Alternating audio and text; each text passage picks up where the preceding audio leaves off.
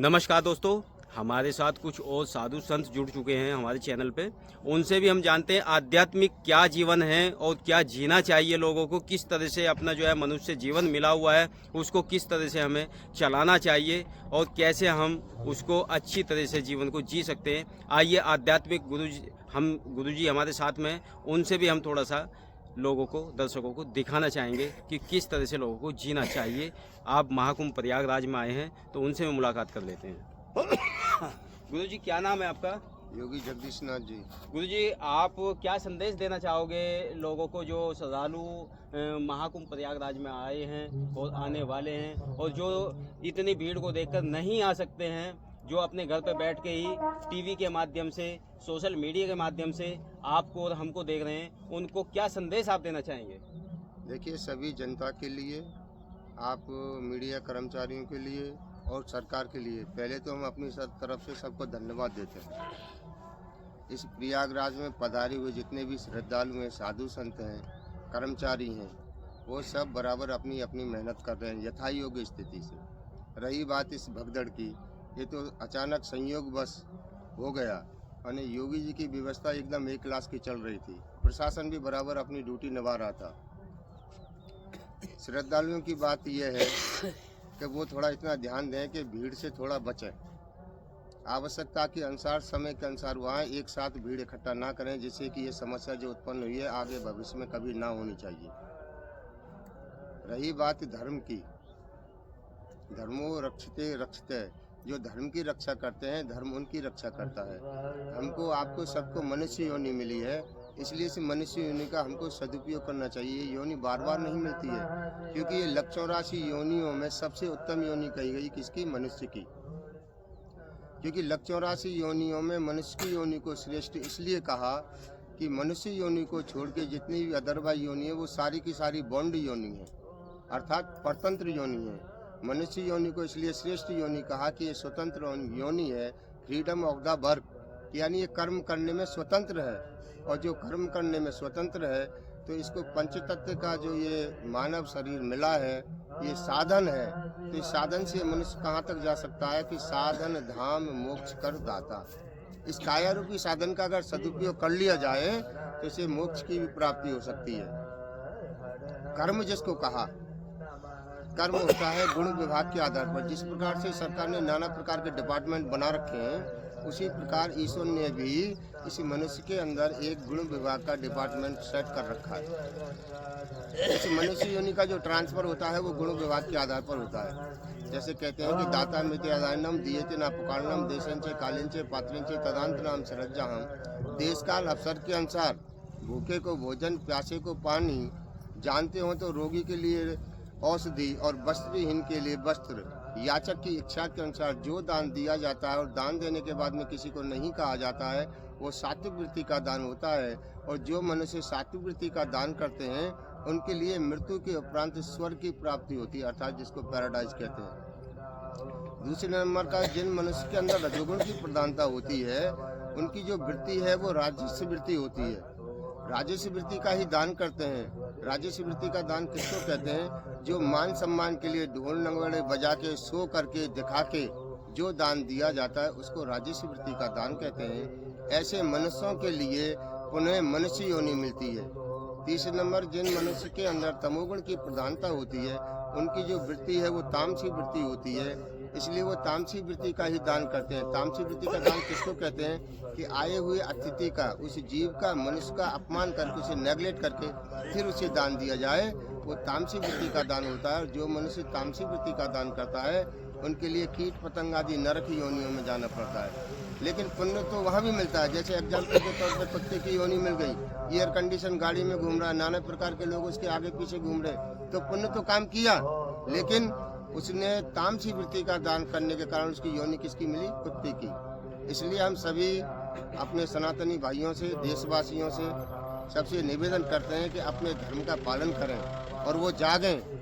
और योगी जी के लिए, मोदी जी के लिए हम बहुत बहुत धन्यवाद करते हैं, आभार प्रकट करते हैं कि उन्होंने इस प्रकार की व्यवस्था बना रखी है। सभी साधु संतों के लिए, सभी भक्तों के लिए यथा योग व्यवस्था उनकी तरफ से चल रही है। और हमारी तो ये शुभकामना है कि योगी जी अभी तो सीएम है, आगे चल के भविष्य में पीएम बने।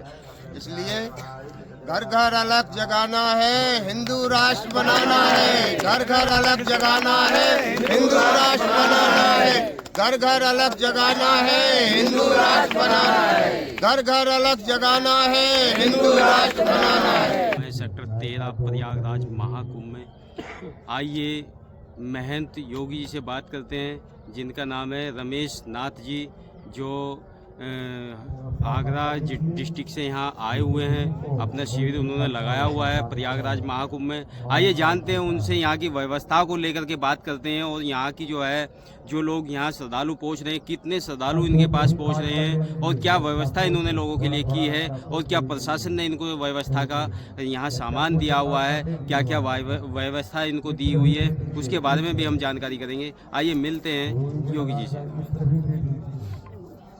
गुरु जी नमस्कार।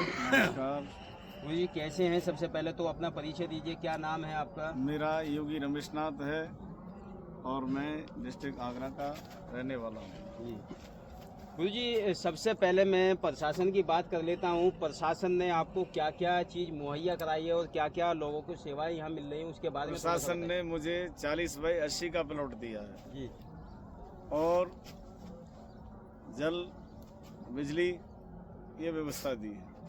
तो जैसे 40/80 का आपको प्लॉट दिया है, और आपके श्रद्धालु जो आपको चाहने वाले हैं दूर दूर से आपके पास पहुंच रहे हैं, कुछ लोग गोरखपुर से भी पहुंचे, कुछ लोग आगरा से भी पहुंचे, फतेहपुर सीकरी से भी लोग आ रहे हैं, बम्बई तो से कितने बम्बई से लोग आ रहे हैं, तो कितने श्रद्धालु आपके पास पहुंचे हैं?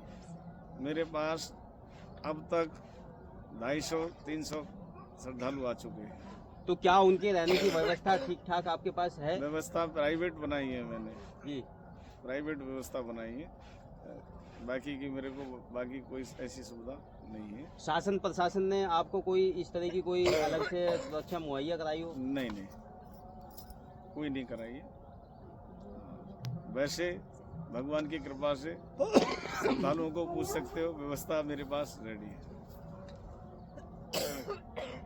तो गुरु जी ये बताइए, यहाँ का जो प्रशासन है वो किस तरह का काम कर रहा है? क्या वो काम अच्छा कर रहा है? जैसे कि अभी जो है 2 दिन पहले मौनी अमावस्या में एक घटना घटी है, वो कितनी दुखदाई है, और इसमें आप किसको जिम्मेदार ठहराएंगे?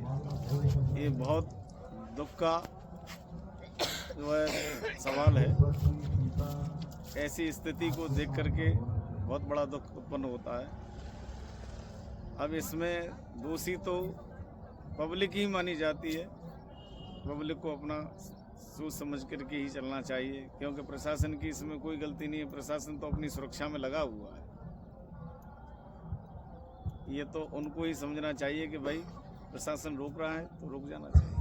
सूत्रों से मिली जानकारी में पता चला है कि प्रशासन की लापरवाही रही है इसमें। प्रशासन की कोई लापरवाही नहीं है।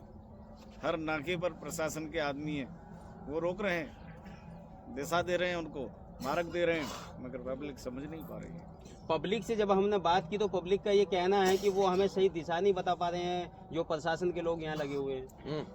भाई प्रशासन ठीक है, किसी की ड्यूटी 10 दिन की है एक जगह पर, किसी की 2 दिन की है। 2 दिन वालों को क्या पता चलेगा कौन सा एरिया कहाँ है? मगर फिर भी वो समझा रहे हैं, और फिर रोडों पर बोर्ड लगे हुए हैं कि ये फलानी जगह जा रहा है। व्यवस्था तो बढ़िया बनाई है। ऐसी व्यवस्था तो किसी भी सरकार में नहीं हुई जो योगी जी सरकार में है। ऐसा कुंभ प्रदर्शनी जो योगी जी की सरकार में लगा है वो किसी की में नहीं लगा है आज तक, किसी ने नहीं लगाया है। तो इसमें आप योगी जी के बारे में और सरकार के बारे में क्या कहना चाहेंगे? मैं तो ये कहना चाहता हूँ कि हमेशा योगी जी बने रहें, और वो इतना उन्होंने विकास किया है वो इनसे डबल और विकास करेंगे। जैसे कि अभी ये भगदड़ मची है और इसमें काफ़ी लोगों के हताहत भी हुए हैं, तो इसमें योगी जी को क्या एक्शन लेना चाहिए? योगी जी तो एक्शन पहले से ले रहे हैं, और जिन्होंने जो दोषी हैं उन पर फिर भी शिकंजा कसेगा। न्याय में उनके पास में कोई भी दुर्भाव नहीं है। दोषी को दंडित वो करते हैं, और जिस दिन से सरकार में आए और उन्हें आप सभी ने देखा है कोई भी माफिया गुंडा उनको कभी भी छूट नहीं है। जैसे कि पूरा विश्व यहाँ महाकुंभ प्रयागराज में जुड़ा हुआ है, तो क्या लगता है कि ये हिंदू राष्ट्र घोषित होगा? बिल्कुल होगा। योगी महापुरुष घर घर अलग जगाएंगे और हिंदू राष्ट्र बनाएंगे। तो इस पर आप कितना विश्वास रखते हैं? 100%। तो हिंदू राष्ट्र आप देखना चाहते हैं? बिल्कुल, और होगा और आप सभी के समक्ष होगा। देखिए, अभी आपने सुना हिंदू राष्ट्र घोषित होने के भर्गो देवस्य धीमहि धियो यो न प्रचोदयात्। इदं गायत्री इदं नमः। ॐ भूर्भुवस्सुवः तस्य वितुर्वरेण्यं भर्गो देवस्य धियो न प्रचोदयात्। इदं गायत्री इदं नमः। ॐ